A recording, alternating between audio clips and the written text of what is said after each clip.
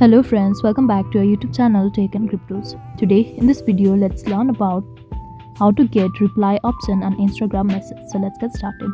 At first let's get into Instagram app. Click on this message icon in the top right corner.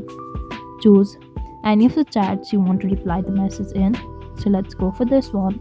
And if I press on any of these messages, we can see this reply button over here. This means I already have the reply button. If you do not have it, it may be because you have not updated your Instagram.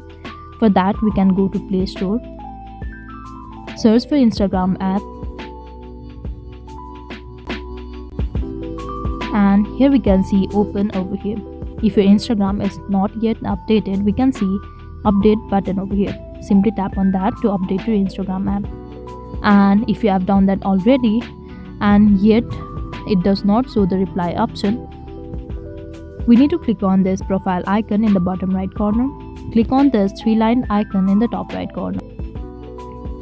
Over here, we'll be able to see various options. And if your messaging and Instagram is not updated, you can see message update option as well. There's no such option over here.